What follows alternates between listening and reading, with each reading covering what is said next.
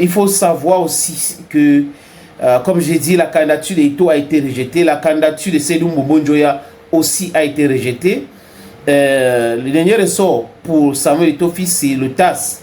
Parce que selon les informations que j'ai reçues, c'est que c'est une question d'éthique concernant son problème avec le fisc espagnol et son histoire avec la FIFA. Vous vous rappelez de la Coupe du Monde qui s'est jouée, la Coupe du Monde féminine qui s'est jouée à Bogota, en Colombie, où il a contesté la décision de l'arbitre qui était visible. C'était visible que cette dame était animée par autre chose. Bref, il a été sanctionné pour cela. Il devrait aller au TAS. Mais sinon, sa candidature a été rejetée. Et je dis encore que pour ceux qui me connaissent, ceux qui me regardent, si Samuel Eto'o fils ne peut pas prouver au niveau du tribunal que sa candidature devait être acceptée, c'est la loi, ce sont les règles. Il faut accepter. Mais n'oubliez pas aussi que dans le football, il y a la mafia qui ne dit pas son nom. Si vous êtes un conformiste, je répète, dans le football aujourd'hui, si vous êtes un conformiste, ça passe. Ça veut dire que on peut vous pousser à accepter les pots de vin, la corruption, l'argent et autres. Mais si les gars qui sont autour du football se rendent compte que tu es un empêcheur de tourner en rond, ils vont tout faire pour te barrer. Et tout le monde sait que la vision de Samuel Eto'o fils pour le football, ce n'est pas une vision de corruption et autres. Donc du coup, c'est très difficile. Mais espérons qu'il aura gain de cause au niveau du TAS. S'il n'a pas gain de cause, je répète encore, ce n'est pas grave. Et je suis pour le respect des textes. Je suis pour le respect des textes.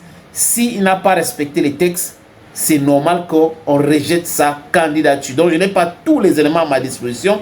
La CAF a dit, cette commission de gouvernance a dit, c'est que ils ont dit, maintenant Samuel Eto'o fils de prouver autre chose. Maintenant, la candidature de Seydou Mbonjoya a été rejetée. Pourquoi? J'ai appris que sa candidature a été rejetée parce qu'il n'a pas reçu mandat. Il n'a pas reçu mandat. C'est pour cette raison dont la Fédération camerounaise de football n'a pas présenté sa candidature. Il dit, ok, voilà notre candidat. Voilà la raison principale du rejet du dossier de Seydou Mbonjoya. Mais vous savez, comme je vous ai dit, que si vous êtes un conformiste, tout va bien pour vous. Y compris dans toutes choses que vous faites. Hein. Moi, par exemple, j'ai beaucoup de soucis dans certaines affaires que je me lance dans ça. Dans certains business, j'ai été longtemps dans le showbiz, j'ai organisé tellement des événements, mais j'avais des difficultés parce que je n'étais pas un conformiste. Trouver un sponsor, c'est un problème. C'est un problème. Un réel problème. My brother, let me read your message, bro. This energy you used to talk to your English brothers now. So if you create a kind of platform so that on all the reserve service of football brothers, this same man will in very peace day. Yeah, bro. I'll come back to that. I will try to talk about that. Yeah. Don't you forget, as I said, I am the Ekona man, the Bamenda man. I am the Ngi man, the Bakore man. I'm proudly so Anglophone. Okay. Those who are watching me on this platform, most of them are Francophones. That's the sole reason why I speak in the French language. I think we'll be thinking of creating a platform where we'll be talking only in English or in Pidgin, because Pidgin is a widely spoken language. Les amis, j'ai donc appris quoi? J'ai appris que Patrice Motsepe, qui est l'unique candidat à l'élection présidentielle, on peut dire ça comme ça, à la tête de la CAF, veut coopter Seydou Mbonjoya. Donc il veut que Seydou Mbonjoya maintienne son poste au niveau de l'ESCO de la CAF comme 4e vice-président. Et qu'après les élections, lui, il a ce pouvoir-là. Il va coopter Seydou Mbonjoya et Seydou Mbonjoya restera au niveau de la Confédération africaine de football. Ça, c'est la mafia en marche. Donc on va observer. Et je vous dis cela parce que ceux qui m'ont donné l'information sont tellement informés et ils sont prêts. Hein, de ce dossier-là, ils savent tout ce qui se passe. Si vous voulez être dans les bonnes grâces de tout le monde, de la mafia, de l'institution, c'est-à-dire que des dirigeants du monde, si vous voulez que tout le monde vous embrasse, il faut être un conformiste. Ça veut dire quoi? On vous dit ceci, vous dites oui. On vous dit cela, vous dites oui. C'est de ça qu'il est question. Mais si vous êtes le genre à dire non, pensez à l'intérêt général. Pensez à l'intérêt général. Vous ne pouvez pas faire ça. Pensez aussi qu'il y a des... ils vont vous détester. Parce que ces gars-là sont dans ces structures pour s'enrichir. Monsieur Infantino envoie son enfant à l'école aux États-Unis. Et qui paye? C'est la FIFA qui paye. Patrick Motsepe, allez regarder très bien. Moussango Ongba, tout ce monde-là sont en train de s'enrichir sur le dos du football. Certains sont des milliardaires comme Motsepe, mais ils sont dans le système. Motsepe sait comment Motsepe a fait pour avoir l'argent en Afrique du Sud. Donc, c'est ça. Si vous n'êtes pas dans le système, même dans votre petit niveau, on va tout faire pour vous casser. Je suis un exemple palpable, victime. Un jour, je vous raconte une histoire rapidement, avant de revenir sur Ernest Obama. Je suis moi là, chez moi. Un gars m'appelle, il était dans une structure. Je suis du Cameroun, c'est un frère. Je suis à Douala. Il m'appelle, il me dit qu'il y a une conférence de presse, parce que moi, je n'aime pas m'assister aux conférences de presse. Et qu'est-ce qu'il me dit? Moi, on ne te voit pas dans les conférences de presse, gars, il faut venir. Il faut venir, s'il te plaît, on veut que tu sois là. Je suis arrivé, on m'a donné la place devant, parce que bon, c'est le respect. On respecte les gens marchent, les moutons marchent ensemble et non pas le même prix. Comprenez cela. Et j'écoute, c'est-à-dire que c'est comme si on était en église. On est en train de les encenser.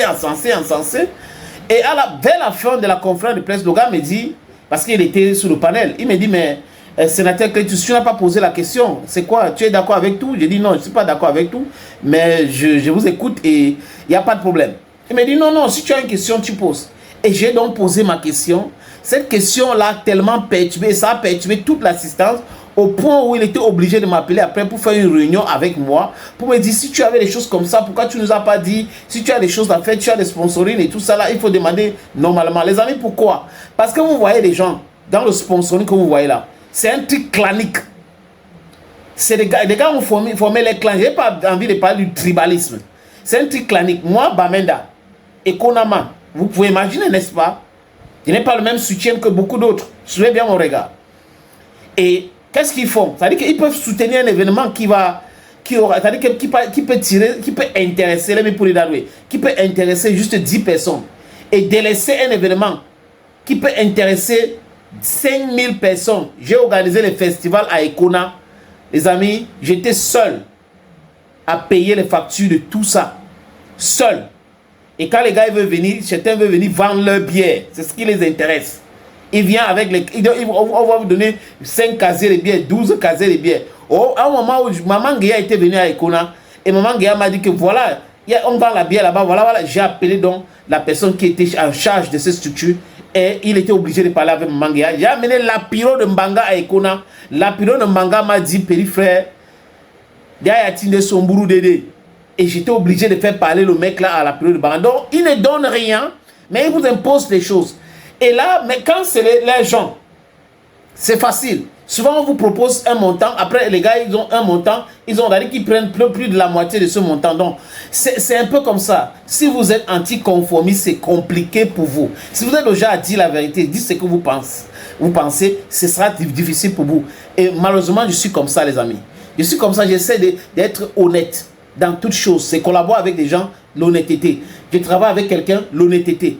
Mais les gens n'aiment pas des personnes honnêtes. Ils n'aiment pas des gens qui sont des anticonformistes. Les anticonformistes, c'est ceux qui vont questionner pourquoi ça se passe comme ça. Est-ce que vous trouvez que c'est normal? Je ne suis pas d'accord avec ci, je ne suis pas d'accord avec ça. Quand vous commencez comme ça, ils vont vous combattre. Et j'ai compris. C'est pas grave, mais je ne vais pas changer. J'ai des frères dans la diaspora qui se sont fait arnaquer. Et ils m'ont dit, c'est pas que c'était les proches, ils m'ont dit ça. Sur les réseaux sociaux, ils ont demandé mon numéro pour essayer de me poser leurs problèmes. Voilà encore le malheur. Trouvez des gens honnêtes chez nous. Et quand vous êtes honnête, vous êtes un anticonformiste sans problème. Ils font tout pour vous broyer. Ils font tout pour vous casser. Ils font tout pour vous détruire. Ils aiment les hypocrites. Ils aiment les traîtres.